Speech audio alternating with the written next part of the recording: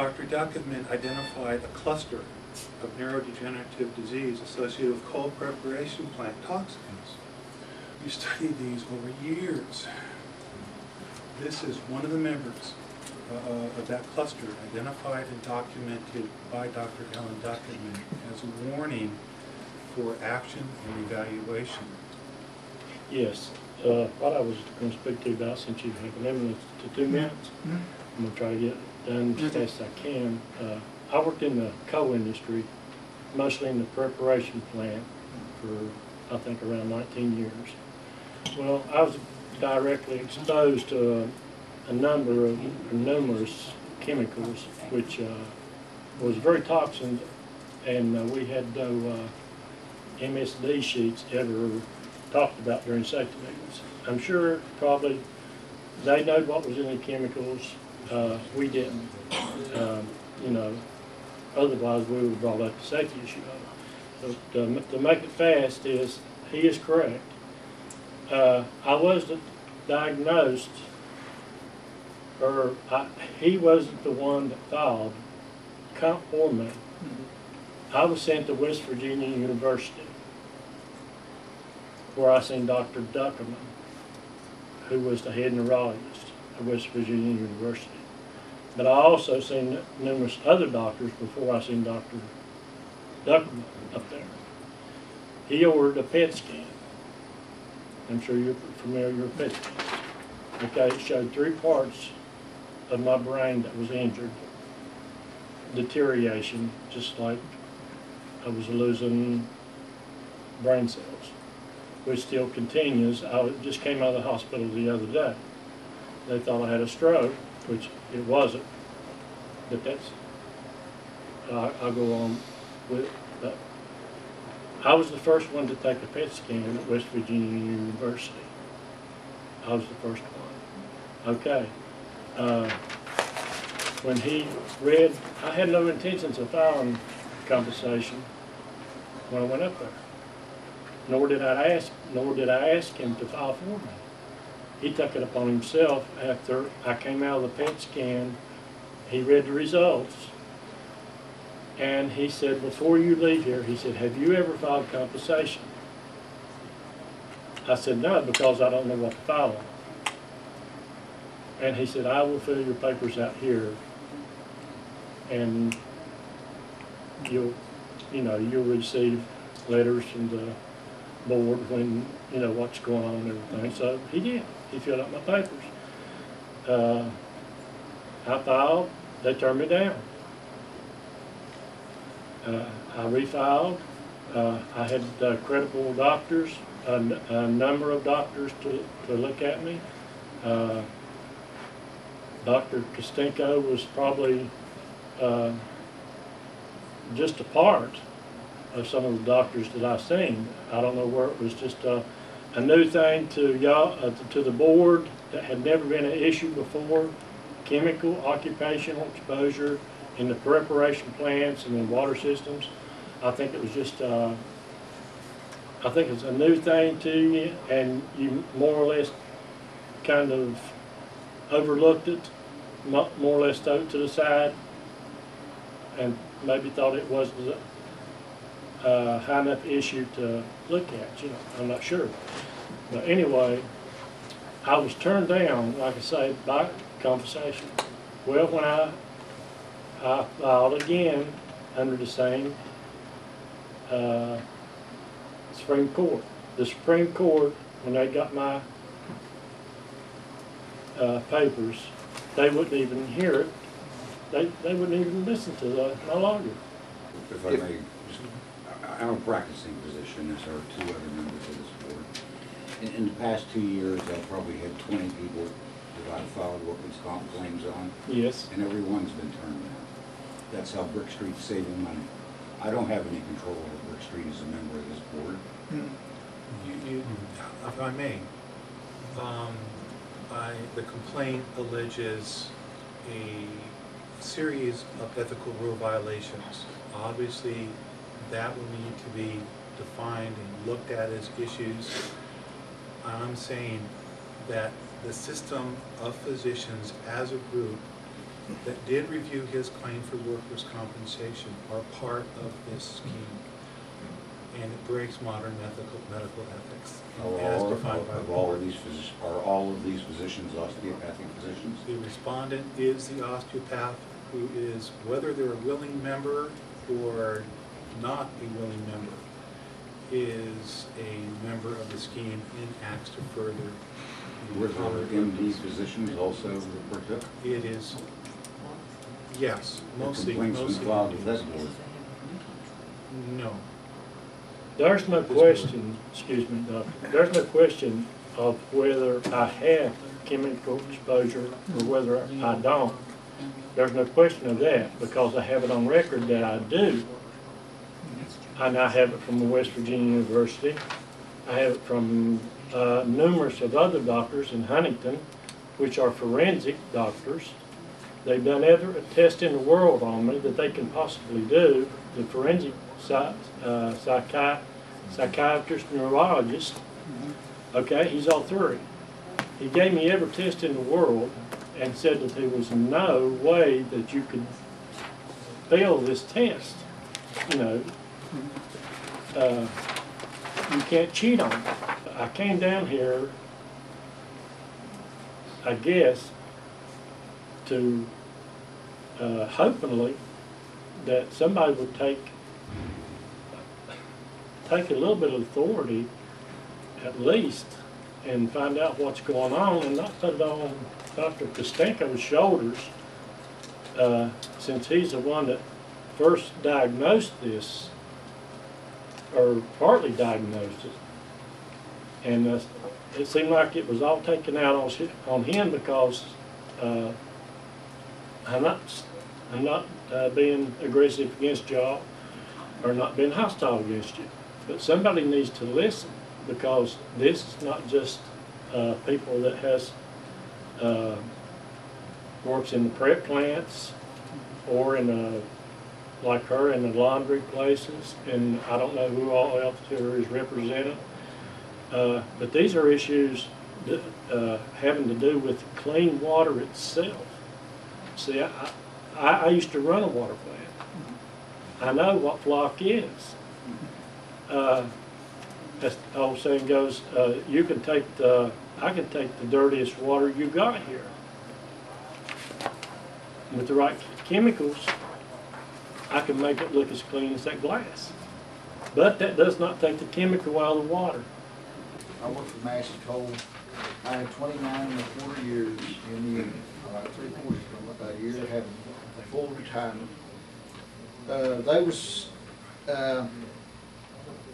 They upped the chemicals at the plant where I worked. I was a dozer operator on the coal pile. They upped the chemicals. There was in competition between Nalco and Allied and Psycho to get that plant. And the more chemicals they use, the more they make more problem in the plant, and the hotter the stuff was. Well, I worked in 6 weeks and that burnt my respiratory up. And any physician here can look at my mouth right today, and if they got a knife or anything that's wrong, they can see it, and I'll show it. This Massey fought this. They awarded me compensation. Massey fought said this man's lungs hadn't been checked. Well, my lungs are probably the stoutest part on me, but my mouth and my gut was wrong, and it still is today. Okay, I went to Dr. Coro 7 or 8 months after I was off work. He's ear, nose, and throat specialist on account of throat. And I had a coating on my tongue about that thick, raw mouth. A buddy of mine, his boy here's brother, he looked at me, he said it looks like raw hamburger. Well, that's I still got that today. I went and seen Dr. Lieberman, and I didn't have any money at the time, so I got Social Security, and I went down, and it cost me about $10,000, and no compensation out of this whatsoever. This was straight off from my own property. I went from there to the Charleston hospital, and I couldn't work anymore. Okay, Dr. Lieberman says I had trigeminal neuropathy because I could go in a building where there's chemicals, and my mouth would hurt like a toothache, jaws, and gums, and teeth. Okay, it's part of my throat.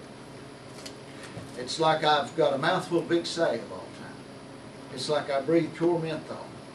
And if I get around anything that's clean, or any kind of cleanser, or go anywhere, any kind of construction work's been done, that's all I breathe. It gets so bad you have to leave. I don't go anywhere. I don't do anything. I got a little place I go up around on the hill at the house, and I exercise. I've done everything I can to help out. I even bought a sauna because I made 2 trips to Charleston, South Carolina. I seen Dr. DeCutman, I guess the head man. He diagnosed me with toxic exposure unknown toxins in the fall of '99. Well, I had to go back for an evaluation with Dr. Martin, and I had a neurological evaluation up there, and it said that I was telling the truth. Okay. Dr. Martin wrote on the report, he seen me about 15 minutes, he said, this man's somatizing, these are bizarre symptoms, still have the symptoms. I don't have all the tingling in my legs. I believe I had an operation that was due to this because of the severe burning in my mouth, and it lasted from December to February when I come off work, and it never even started to let up until April. It would burn, if you took a hot coal out of the stove and put it in your mouth, it couldn't burn no worse, and this lasted for 8 to 10 hours at one time. Then it would let up. Next day it would come back. And I've still got the problem, severe. I have memory problems that you wouldn't believe. My stomach stage 12. I just had been treated for Dr. Bullbab. He looked at my stomach. Been looking at it for the other doctors for years, and had all kind of trouble when I come out with my stomach. High blood pressure. Bullbab says you got irritation in your stomach. I take medicine for that. Down in here, it just about burnt my urinary tract out, just to be honest with you. Just about burned it out. Okay, no compensation. Dr. Lehman says I had trigeminal, multiple chemical sensitivity, and reactive intestines, ridge of the bowels. And he is an expert in this field. I worked in dry cleaners for 16 years, and things began to happen to me. I started like, it was like my brain would shut off, and I couldn't breathe. I worked, I would have to go outside to get myself back together again for a while. We worked in, perchloroethylene is wet. Dry cleaning is not a dry process, it's wet. And we were in perchloroethylene up to our elbows. We had no protection. There was no gloves. The only thing we were told is the only safety precautions that we had was after we had handled the perchloroethylene or been into it, to go, wash real good with soap. That was the only thing that we were told. And I began to get sick, and I started going to my family doctor. Well, he said there was nothing wrong with me. I had pain so bad in my body, I thought I had bone cancer. And I would tell him that I hurt and how bad my body hurt. And almost every doctor said I needed to go to a psychiatrist. And I knew that it wasn't in my head what was wrong with me. It was something else. I did not connect it to, what I was working in.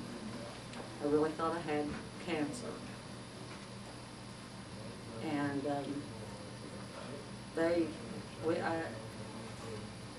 my life was changed so dramatically. I was a very outgoing, happy person, able to do and go and take care of things. And I went from that to somebody who was afraid. I had panic attacks. I could not go shopping by myself. If I went to my mom's house, I called her and told her I was coming. And if I wasn't there within a certain amount of time for them to come and find me, I thought that I was going to die.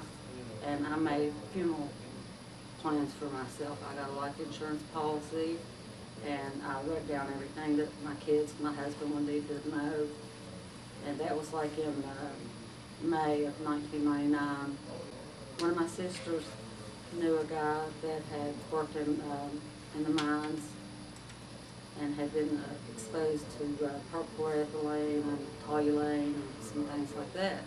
And she said that we both had the same symptoms. And so finally I did go to see this friend of hers and talk to him. And his physician was Dr. Michael Kostenko. I had to give up on doctors. I was not going to go to another doctor. I was just going to let nature take its course because I really thought that I still had cancer. And they were just messing up. I did go to see a doctor. He was an occupational doctor in Huntington. And he did some tests and things, and he said that, well, he wasn't an IME. I went to him myself because he was an occupational doctor. Oh, I know where I was at. My friend said his doctor was Dr. Michael Kostenko, so I decided I would try one more doctor. And thank God I did. That I had been to doctors in Huntington, to one in particular, and I was dismissed as there was nothing wrong with me, and all I needed to do was see a psychiatrist. And until I went to Dr. Michael Kostenko, and he did not dismiss me. He did not tell me what he thought was wrong. He just told me that he believed that I was sick, and he started running some tests. He started doing some hair analysis, just different things that I had never heard of. It was hair, urine, stool, I can't remember, different blood tests. And they were sent to a specialized place, I think, in Smoky Mountain somewhere, I'm not sure. And then as time went on, you know, they worked on me, and I took, I saw a lot of IMEs, and after, you know, I started with compensation and everything, none of them would recognize that there was anything wrong with me. Every one of them told me that I needed to see a psychiatrist. Dr. Michael has kept me alive, and I believe that. If I may, she did see Dr. Grace Zim, public health, occupational medicine from Harvard University, who repeated much of the evaluations and came to the same conclusion. Thank you.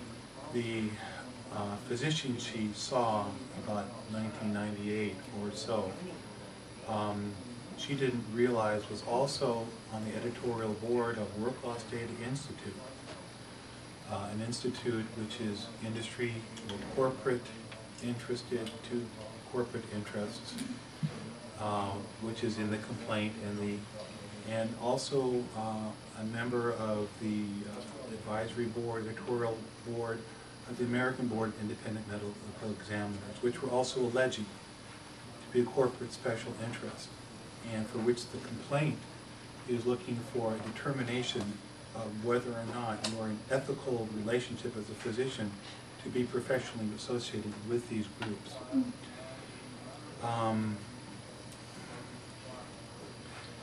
Brenda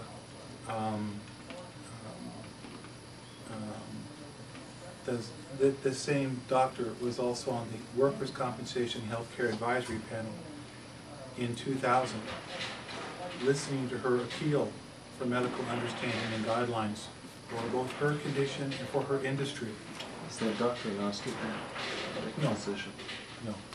However, a member of the group for which the respondent is also a member of the American Board of Independent Medical Examiners, and also a member of the group. And it's the group, and number one, that's wrong, and number two, the willing participation of this physician to the purpose of the group, which is to the endangerment of the worker and the public. That physician also, by failure of understanding of Brenda, to special interest endangered her co-worker, Sue Atkins, who also saw another member of this group who was on the Office of Medical Review, who for a time was acting medical director of workers' comp, and also on both the Work Loss Data Institute editorial advisory panel and on the American, and a founding member of the American Board of Independent Medical Examiners. Brandon, would you like Sue to take over?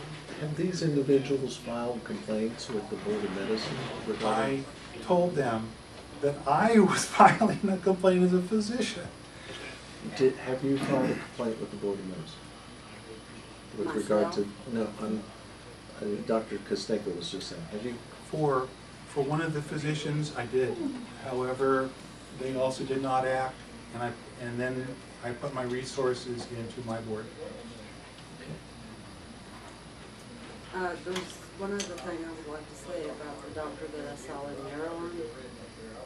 She was also an expert on dry cleaning. She taught classes at the university on dry cleaning and the safety procedures. So, you know, and she diagnosed me. She did the same test that Dr. Michael did, with the hair analysis and all. And she even came to my house and stayed, you know, to see what if there was anything there. I presented as a physician, but the damage wasn't to me. The damage is to the worker population and to the public, represented by a number of individuals here who live in communities proximate to the alleged damage of occupational disease from toxicants from talon, from coal preparation plants, and the concealment, if you will, by this group of physicians who had a duty to understand occupational disease in conflict of that duty to special interest, and denying the evidence of the workers, who all of the ones here have been independently evaluated by other physicians, including occupational medicine at WVBO Morgantown and occupational medicine by Dr. Karen Malloy at Marshall before she left. And all of them are evidence of occupational disease, of workers, of toxicants that then become part of the community. And there are studies as to this damage that have come again from WVU. The damage of the group of physicians that I have alleged as far as their activity doesn't just cover up a few inconvenient workers. It endangers whoever is consuming that water. Boone County and Wharton, Raleigh County, community. The complaint was by me as a physician, an observation of what I allege to be physician wrongdoing of a group of physicians of which the respondent to the complaint is alleged to be a member. In violation of a series of ethical rule violations of the board, and the complaint kind of compels an issue of looking at medicine, looking at what interests control medicine, if those interests are corrupt to modern medical ethics, if those that medicine properly applies medical principles of toxicology, including causality and epidemiology, but most importantly, if it's a scheme to further special interests to the endangerment of public interest, public health, public welfare,